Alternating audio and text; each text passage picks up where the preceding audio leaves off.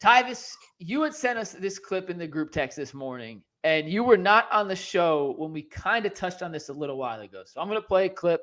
This is from Shedeur Sanders Media Company of Shaduer talking about his video game style. So it's 36 seconds. Take a listen. Who you play with? I don't even play Madden. I can play Madden. You know who I play with. See, I can play with anybody though. He can only play with one team. What team? Brown. Okay. That's the only team. Okay. I like how Boy they getting ready. I like how they move around, bro. That's the only team he can play with. That boy getting ready. Anybody else, he's trash. I like how they move around on there. I like the setup.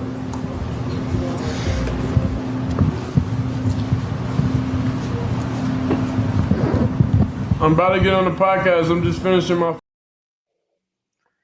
He only plays with the Browns, Tyvis. I did some research. The Browns quarterback on Madden's a 72. They have no playmakers with speed. Jerry Jeudy's the only possible option. What are you talking about? Move around well. They move around well. What? Yeah. So, Ty, you had texted us that you're a little dubious. This feels a little fishy that Shedeur is publicly flirting with the Browns as hard as he has been the last couple of weeks. Why is this kind of raised your antenna? And I don't want to say raised the red flag, but at least got you alerted to the fact that something's not adding up about the Shedeur Sanders Cleveland Browns initial attraction thus far. Because it doesn't make sense to me. For a guy who says that, I feel like I'm the best quarterback in this draft, because that's pretty much what everybody thinks. If you feel like you're the best quarterback in this draft, why not the Titans? Why aren't you telling the Titans, hey, I'm the number one, I'm the best player here. You should be drafting me, not Cam, or you should be drafting me, not Abdul.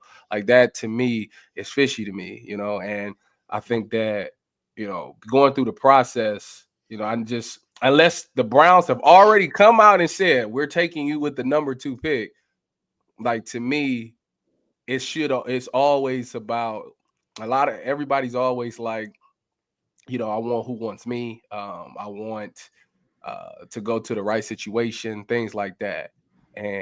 But they never really specify a specific team, because obviously, how things go, where people, go different options, different ways, and for him to continuously say, hey, Cleveland this, Cleveland that, Cleveland this, Cleveland that. Don't get me wrong. As a Cleveland friend, I love that. I love the fact that you don't mind coming to Cleveland. It's been so much smoke in the air about how he wouldn't want to come to Cleveland. So I respect all of that. But I just think it's weird because, like, I don't know, like, going through the process, like, you would know, like, you kind of get the vibe of if a team is feeling you or not.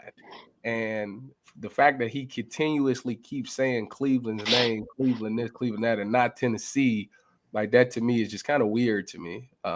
Because I feel like if I feel like I'm the best player, then I want to be the number 1 pick. So that to me is why it's always weird to me. And maybe he ain't getting the love from Cleveland like they thought, or maybe somebody has given him some information, and maybe they're saying, like, these quarterbacks really aren't that great, and maybe teams are saying, these quarterbacks really aren't that great. So now it seems like he's doing the recruiting, to where usually it's vice versa. So it's weird. It's I guess to me it's fishy, because it's something that I've never seen before. So therefore, the fact that I've never seen it makes my antennas go up. Dustin? Yeah, it's weird because they are the number 2 pick, and it's almost like, are you trying to sell the Browns on this idea? Are you trying to sell the Browns on drafting you number 2? Because in the past, the Browns have, whether you believe it or not, have been sold on ideas. We've had stories about, the homeless guy told us to draft Johnny Manziel. Like, is this like just trying to persuade them into having more interest than they may have currently? Certainly possible. It also makes you wonder, like to Tyvis's point, like, why are we not trying to sell our deal to Tennessee? Maybe you're like, okay, I know I'm going to be there at 2, and if I don't go 2 to the Browns, I may not go till 25. Dustin, I'll let G go, but we're thinking along the same lines here. G, what do you think? That's all I'm saying. So here's excuse me. Here's what went down.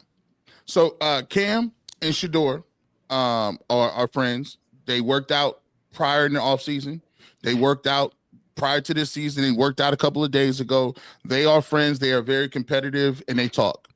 The reason you don't hear any Cam Ward talk or banter back and forth is because the Titans already told Cam Ward that they are taking him number one. There's no need for anybody to talk. Have you heard any conjecture about number one? With Cam Ward sliding? Cam Ward did say today, I just want to mention this, we'll talk more about it later. He told ESPN, any team that passes on me, they're going to have to remember it because I'm going to play them for the rest of my career. So that was the first time Cam Ward's made any kind of headlines that I've seen in any sort of regard to his draft position. He throwing warning shots out there telling people, yeah, I'm the number one pick. Now, Shedeur Sanders is very competitive too, but here's the thing y'all don't understand about them primes. I just saw Prime on a shoe show the other day, and he said, me and Michael Jordan used to talk all the time, but I never wore Jordans because I wanted my own shoes. I wanted my own stuff. I only wanted to wear my own things. And even Michael sent me the unreleases. I want my shoes to be number one. They are very prideful, and they feel like they're the best in the game. Now, they are not in the business of sliding to 24 or 25. That's not what it's going to be. People thought, all right, well, listen, they might not want to come to Cleveland. Look, bro, when you start putting them numbers on the board and you know you ain't going number one, what's the next best thing? Number two. I need to be number two. And to be honest with you, if he said I like the way they be moving out there. What is that? I like the way they be moving. You know what that means? It's a shot. It's a compliment to Stefanski. It's a compliment to Stefanski, and it's a compliment to the weapons. He's like, listen, I got me a 1,300 dude in Jerry Jeudy. I don't know what the Titans got. Listen, I know that Nick Chubb is coming back next year, and we got draft picks to come past that.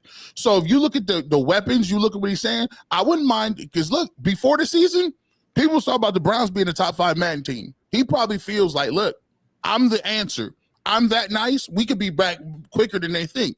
That's my take on the situation. They had already told Cam Ward he's off the board.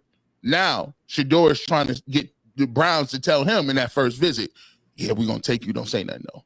I don't think I have any issue at all with Shedeur kind of publicly recruiting Cleveland. I have no issue with it whatsoever. Do what you got to do. I do think it's a little weird that Tennessee's out of the equation, but, you could be 100,000,000% right. They've already told Cam Ward, you're going number one. They haven't really spoken to Shedeur because if you know you're taking Cam, what's the point, even though I would argue you should do your due diligence on all of them this far out regardless. But I kind of agree with what Dustin said. If he's not going one, you want to get drafted as high as humanly possible. Mm-hmm. And you may be trying to incept the Browns. And frankly, he's doing an incredible job. And to all the Sanders credit, they are marketing maestros, magicians.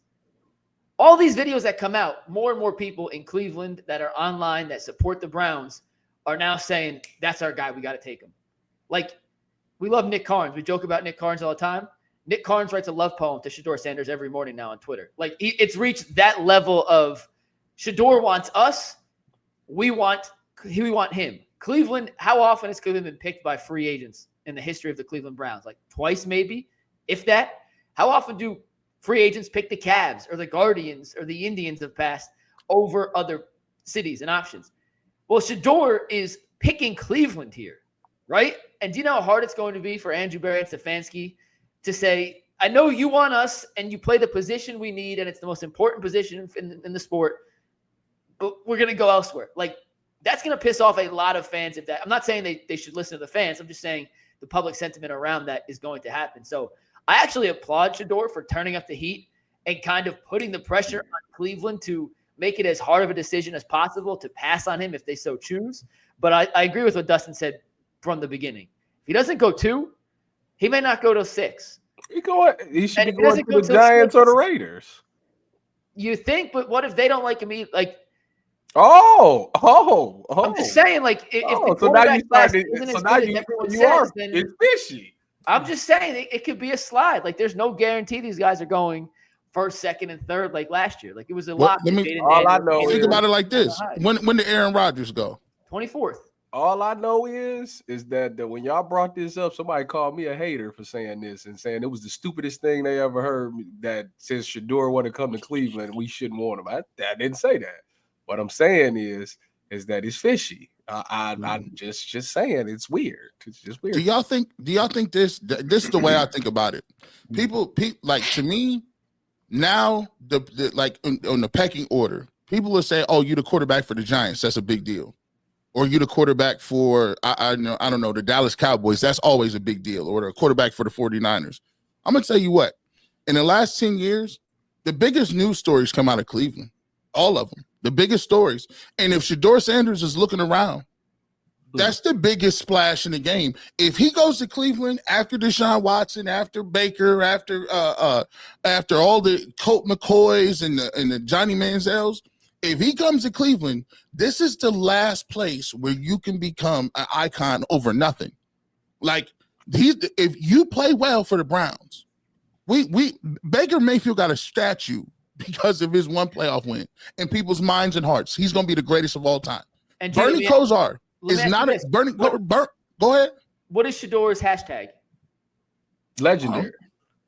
Is there a place that you can become legendary quicker than having just a minuscule of success with the Cleveland Browns? I argue this is the only place, because other places have had droughts like we have, but their fan base ain't like ours, or they don't have the history that we do.